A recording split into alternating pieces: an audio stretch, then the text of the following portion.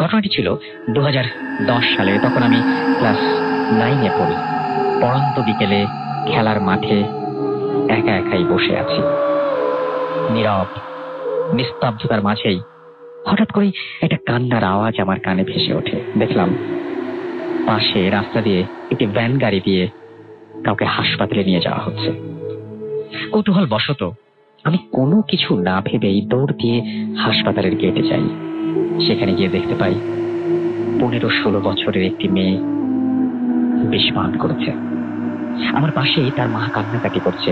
মেয়েটি বাঁচার জন্য আকাশের পানে অদ্ভুত দৃষ্টিতে চেয়ে আছে।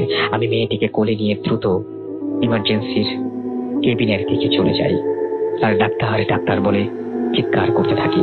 মেয়েটি এক দৃষ্টিতে আমার দিকে তাকিয়ে আছে। হঠাৎ করেই সবকিছু নীরব হয়ে গেল। আমার নীলাভ চোখের সামনে মেয়েটির জীবনের শেষ সূর্যটা ডুবে যেতে দেখলাম। ইতিমধ্যে কর্তব্যরত ডাক্তার এসে তাকে মৃত ঘোষণা করলেন। আমার চোখের অশ্রু আর ধরে রাখতে পারলাম না। সেদিন রাতে আর ঘুমাতে পারিনি। বারবার মেয়েটির কথা মনে পড়ছিল আর কেন জানি মনে হচ্ছিল জীবন থেকে কোনো একটা কিছু হারিয়ে ফেলেছি। মনের গভীর ভালোবাসা থেকে মেয়েটির সেই নীলাভ চোখের চাহনি যেন আমাকে কিছু বলতে চাইছিল। মাসখানেক পর থেকে শুরু হলো আমার জীবনের অদ্ভুত পদচারণা। সেদিন রাতে সেলফ স্টাডি শেষ করে খুব তাড়াতাড়ি ঘুমিয়ে পড়লাম। মনে হচ্ছিল আকাশ ভেঙে আমার চোখে কেউ একজন ঘুম নিয়ে এসেছে। ঘুমের মধ্যে দেখছিলাম আমার বিয়ে হচ্ছে অচেনা কোনো এক স্থানে, যেখানে চারিদিকে ফুলে ফুলে ভরা। সেখানে অনেক কিছু, অনেক নতুন নতুন মানুষ। কিন্তু অদ্ভুত হলেও সত্য যে তাদের কাউকে আমি চিনি না। আমি অবাক হলাম। এরপর দেখলাম পালকি করে একজন মেয়েকে আমার সাথে এনে বসানো হলো। মেয়েটির ঘুমটা সরিয়ে বলে উঠল, কে? আমাকে চিনতে পেরেছ? আমি দেখলাম এটি আর কেউ নয়, সেই মেয়েটি যে গত রাতে, গত 1 মাস আগে আমার কোলে মাথা রেখে মারা গিয়েছিল। আমার ঘুম ভেঙে যায়। নেহাত একটি স্বপ্ন ভেবেই আমি উড়িয়ে দেই। কিন্তু অবিশ্বাস্য হলেও সত্য যে আমার ঘরের কোনো এক অদ্ভুত ফুলের গন্ধে ভরে গিয়েছিল। আমি যেন আর কিছু ভাবতে পারছিলাম না। এর মধ্যে আমার শরীর থেকে ঘাম ঝরতে শুরু করে। আমার চাল চলনে পরিবর্তন আসলো। পরিবারের সবাই আমাকে বলল, তুমি রাতে কার সাথে একা কথা বলো? আমি নাকি কার সাথে কথা বলি। এটাই ছিল তাদের প্রশ্ন, আমি কার সাথে কথা বলি। এভাবে প্রত্যেকটি দিন আমি তাকে স্বপ্নে দেখি যে সে আমার পাশে বসে আছে। প্রতিদিন ঘুমোতে যাবার আগে ভাবতাম, আজও কি সে আমার কাছে আসবে। এমনি কোনো একদিন সে আমাকে অনেক সুস্বাদু খাবার খেতে দেয়, যার স্বাদ গন্ধ আমাকে মুগ্ধ করে দিয়েছিল। সকালবেলা আমার মায়ের ডাকাডাকিতে ঘুম ভাঙলো। ঘুম ভেঙে যাওয়ার সাথে সাথেই গত রাতের সেই পোলাওয়ের গন্ধ আমার নাকে তীব্রভাবে লাগতে থাকে। আমি অবাক হয়ে যাই, কিন্তু এখনো স্বপ্নের ঘোর কাটেনি মনে করে উড়িয়ে দেই। মা আমার ঘর গোছাতে আসেন। এরপর মা আমাকে জিজ্ঞেস করেন আমি কাল রাতে কোথা থেকে পোলাও খেয়েছি। আমার কাপড় থেকেও নাকি পোলাওয়ের গন্ধ বের হচ্ছে। কি আশ্চর্য! তাহলে কি আজ অবধি যা হয়েছে তা সত্য? ঘটনা প্রবাহ আর আমি নিজের কাছে ধরে রাখতে পারিনি। সহসাই আমার মা বাবার কাছে সবকিছু খুলে বলি।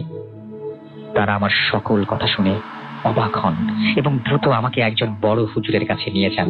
হুজুর আমাকে দেখে বলেন, তোমার উপর একটি পরী আছর করেছে, কিন্তু তোমাকে সে এত সহজে ছাড়বে না। এরপর তিনি আমাকে কিছু ঝাড়ফুঁক ও পানি পড়া দেন, সাথে একটি তাবিজও দেন। তাবিজ যেন কোনোভাবেই না হারায় সে ব্যাপারে তিনি বিশেষভাবে তাগিদ দেন। এরপর থেকে আমি আর তাকে স্বপ্নে দেখি না। সবকিছু ঠিকঠাকই চলছিল। এভাবে কেটে গেল 2টি বছর। এরই মধ্যে রিমি নামের একটি মেয়ের সাথে আমার বন্ধুত্ব হয়। গড়ে ওঠে ভালোবাসার সম্পর্ক। তাকে বিয়ে করব বলেই চিন্তা ভাবনা করে রেখেছিলাম। কোনো একদিন আমি মাঠে ফুটবল খেলার সময় তাবিজটি হারিয়ে যায়। অনেক খোঁজাখুঁজির পরেও আমি সেটা পাইনি। এরপর শুরু হলো আমার জীবনে কিছু অনাকাঙ্ক্ষিত ঘটনা। প্রতিদিনের মতোই আমি ওই দিন রাতের খাবার খেয়ে ঘুমিয়ে পড়েছি। আর কিছু নয়, স্বপ্নে পুরনো সেই স্মৃতি আমার নিদ্রা জগতে। আমি দেখতে পেলাম সাদা কাপড় পরে সেই মেয়েটি আমার পাশে দাঁড়িয়ে আছে আর আমার দিকে অদ্ভুত ভাবে তাকিয়ে আছে।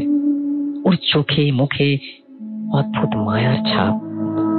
চোখের কোণে জমে আছে শত বছরের অভিমান।